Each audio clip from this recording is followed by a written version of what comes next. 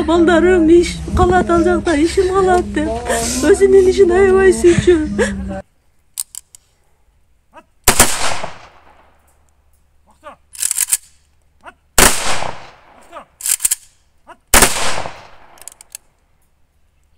Ata men военный adamın.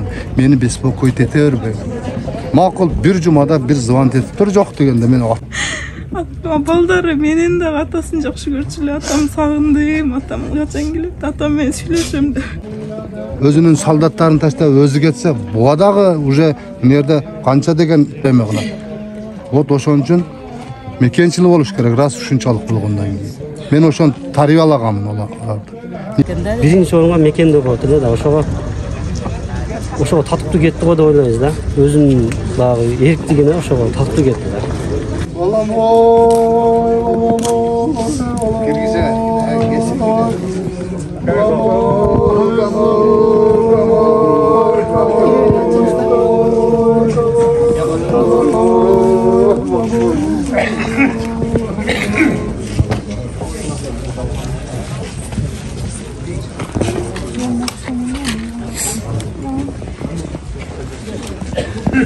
Balam şu военный okumuş, kişinekeyle mektepten egzetiri okugan. Soroski götü, Soroski деген военный institut'a okudu. Özünün işi degende bar жоқты таштап коюп барчу эле. Отпускка деле отпускка да болуп эс албады. Дайыма ишин отпускада болсо дагы ишке чакырса ошол жерден туруп кетчү эле. Апа балдарым иш калат ал жакта, ишим калат деп. Өзүнүн ишин аябай сүйчү. Endi hazır артында bir bala bir kızı kaldı.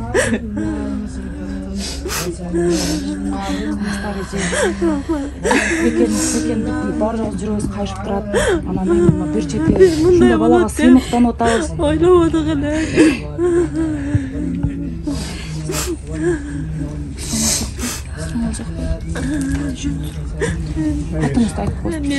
Мен апасы болом. Венера. Жалда Суворовский училище бар ба? Илгери Суворовский училищеде азыр кандай айтылат билбейм. Аны окуду.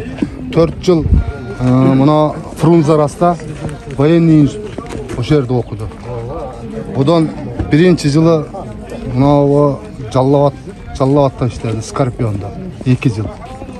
Одан өзүнүн эмеси менен Баткенге которулуп, Бужумда иштеп, мына 5 жыл болду. Биринчи званияны досрочный алды, капитанда. Мына жакында майор алам 2 айдан кийин деп жүргөн. Должность командир батальон 2 ай мурун. Анан жанагы айтылган сөздөргө мен кошулбайм. Например, мен өзүм айтайынчы, если командир батальон, капитан пленге түссө, алар апарып алып тажиктер ар деме кылат. Мен ага кошулбайм. Аны бирөөлөр эле мындай кылып Курчоодо калган. Булар аз болгон. Анан деп ойлойм да өзүмчө. Ал балам да военный секреттин атасы мага айтчу эмес. Ошо бир уул, бир кызы бар. Мына 2 октябрда 6 жыл болмок үйлөнгөндөр. Ошо мен ошо Эламан Ураимовдун атасымын. Суроолор. Жана эмени военный тайна мага да айтпайт деп атпайсызбы? Өзү эми аскердик эме болот анан, бирок уулуңуз ошончолук эме окшойт да, мындай мекенчил, күйгөн, бир мекенге жаны эме кылган бала болгон да ошондо. Бала болгон бул кандан келет. Мен атасы. Менен чоңдор дагы миң башы болуп жүрүшкөн. Убагында, Кокон хандыгында. Ошон үчүн мекен үчүн канын жанын берип жүрбөйбү? Кайсылы мисалы булар да менин оюмда, мен деле служба кылганмын. Менин оюмда өзү кете калып, өзүнүн солдаттарын таштап өзү кетсе, буга дагы уже нерде канча деген СМБ турат, контрразведка турат, разведка турат, алар эме кылат. Вот ошон үчүн мекенчил болуш керек, раз ушунчалык болгондон кийин. Мен ошону тарбиялаганмын аларды. Не только баланы, кыздарды дагы кошуп. И плюс кыргызбызбы, Санжараны бил деп. Oldu. Az oldu. Oğlumuz kaçıncı balanız ele? Birinci tun balam. Bir ol, 2 kız. Жалгыз oğlumuz bile. Жалгыз, эми чоңойгондо жалгыз болду. Bul özü tun oğlum. Odan keyin ikincisi 97-жылы туылған Бекболот деген oğlum болған. 4 yaşında kaza olup kaldı. Odan keyin 2002 kızım. 2005-жылы Ayjarkın деген kızım kaza olup kalgan. Men bundaylardı görüver barım.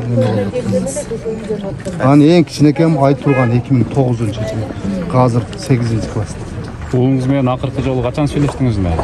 Oğlum менен акыркы жолу өткөн воскресенье saat 4'te uşu yerden uzatkanмын. Biz başında ошентип айткан, ата мен военный адаммын, мени беспокоить ете бербей. Макул bir жумада bir звонок этип тур жок дегенде мен ата-энең макул ошо эле биз күнүгө сүйлөшүп күнүгө болбойт андай. Анын деле иши бар, анын деле тиричилиги бар. Анын деле эмеси бар. Күнүгө мен аны кантип атасың, эмне кылып атасың, эмне кереги бар? Ишин кыла берсиң, рас ошону калады бу. Ошону өзү мен военный болом, мен мындай болом, мен мындай болом деп калады го ишин кылсын.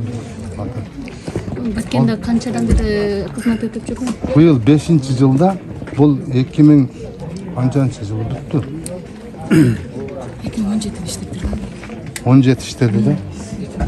15-жылы бүтүптүр да, институт. Институтту бүтүп эле ошо Баткенде кызмат? Жок, мына эмеде да войсковой часть бар, Жалал-Абадта. Скорпион деген бар, ал жерде 2 жыл иштеди. 2 жылдан кийин Баткенге барды. Балдарына өтө мээримдүү атары. Балдары менен да атасын жакшы көрчү эле. Атам сагындым, атам качан келет, атам менен сүйлөшөм деп телефондо сүйлөшүп турушчу эле. Силер бул жакта калып, ал жакта службада эле да? Көбүнчө бул жакта болчу элек деп. Ал жак тынч эмес деп бул жакта калышчу. А силердин кооптон ал силерди бул жакка коюп турчу эле өзү. Чек арада бир нерсе болуп кетпесин, мен силерден да кыжалат болом, тынчыраак биякта тургула, жүрөгүм ток болот деп. Ошо биз бияка эме кылыбыз кетчү эле деп. Байланышып аттың беле акыркы учурда? Ошо өткөн күн эрте менен сүйлөшкөн балам экөөбүз. Ошо кечинде өтүп турду. Кайрат кылган. Балдардын атасындай эме болуп. Мен ошо Иламандын жубайы болом, атыма эмер. Ошо биздин Иламан досубуз классташ болот. Досубуз менен 10 жыл чогуу окуйбуз. 8 класстан соң окуп аташмайбыз. Окуудан каникулга чыкканда ар дайым келип бизге жолугуп, досторум деп биз менен чогуу жакшылык жамандыкка катышып жүргөн бала эле. Эч качан аркага кайтпайт эле да. Эми ушул аркага кайтпаган баланын баатыр болуп кеткени бизге деле кубаныч болду. Айла жок экен, мага жазганы досум менен коштошуп турабыз. Досумдун аты кайда болсун. Бекем дегенде күйүп жаңынан ушу айрыкча Баткенде кызматта жүргөндө сүйлөшпөй ма кандай бир? Биз көп сүйлөшөбүз. Мынадан былтыр кайсы кыргыз урушка коголаң болгондо эми группабыз бар да балдар. Балдар ушинтип чек арада жатабыз деп. Биз эми дагы бир досубуз бар, классташыбыз ал азыр. Ал дагы Баткенде жатат. Ал спецназ. Бул досубуз менен тынмай байланышып жүрсөк, мынасында негеде байланыша албай калдык. Негеде баягы сезген сүйлөп кайра чогабыз албай койдук. Ана жана видеосу ачып кетпеди, таанып эме кылдыңарбы? Ал жерде тааный албай койдук. Эми көргөнгө жүрөк чыдабады, эми көп балдар болуп туруп ал жердечи. Жүрөк чыдабай койду. Көрө албай. Биз досубуз айттым, деди биздин досубуз да бар экен дегенден көргөнгө жүрөк чыдабай бара албай. Эми азыр ушул нерсе калды, бир досу бар, эми ошо намандын тилеп отурабыз да баарыбыз. Бул досубуз эми болор иш болду. Алла кайрымды кылсын. Күйүмдүү бала беле? Өтө күйүмдүү. Азыр кечээ эмнеде отурсак, түндө алып келгенден түнү саат 14-дө алып келдим. Алып келсек, Айшенебиз айтып атат. Bir kız var da kişinin sonu çoğun kız. Ata деп артынан ээрчип жумушка кете салса чыгат эле. Ошончо дагы мен жумушка барып келем болам деп баласын таштап кетет эле. Бизге дагы кайрылсак балдар кичине туруп тургула, биз көпчүлүк мына жерде жакшылыктан келбей калат да, ошо мекенде деп жүрүп, канча достор үйлөндү, канча үйүндө жакшылык чаңалык болду. Мекен чегинде келе албай калды да досубуз. Биринчи орунга коюп экен да. Биринчи орунга мекенде коет эле да, ошого татыптуу кетти го деп ойлойбуз да. Өзүнүн дагы эриктигине ошого татыптуу кетти да. Ошо. Фамилияңы айтып койсоң. Мен Абдыжалов Жыргалбек, Иламан классташы болобуз. Сүйгөн өзүнүн ишин сүйгөн. berilip suygan, şu ödni hizmetli berilip suygan, başka işteki karavan patriot, mekençil bala bolçun tayman акыркы жылда чек арада көрөк ушундай окуялар кайталанып таянып атканда кесибиң өзгөрт дегенди эмен айтып көрдүңүздөрбү? Yok Allah'a gömmeydi. Biz işini özgürt degende, biz işini süygön için biz özünün olğandan emesine koyuverdik. Bobosom Batkende kotorul desek bolat ele. Altında 6-7 yıl olup ketти, Batkende iştep atat. Жазда майор алам деп сүйүнүп жүргөндө командир батальон болуп эле жазында майор алам мен жазында сүйүнүп жүрдүк ушундай иш военныйды билбейм жүрөгү менен иштейт эле да ушу военный иш дегенде ушу бизди да силер коопсуз биякта туруп мен ишин бүтүрүп алган силерди алып кетем деп ошентчү эле да Мекенди күйгөн үчүн ошентип иштеп таштабай. ушу жакшы адамдар кетип берет экен ошентерди Карапыңыздар чын эле жаман иш болду эми. Жооп мен барганда деле балам ушундай болгонун уккан жокмун. Кабар алып коеюн деп бардым. Мен аялым, келиним үчөөбүз. Бала эме ушу бала кокус кайтып калса, ушул жерге келип калса, бул командир батальондун атасы издеп келиптир деп намыстанабы деп өзүм жалгыз кел деп келиниме өзүн киргизип биз бер жакта эле турдук. Башка ата-эне болгондо жүгүрүп барышы мүмкүн.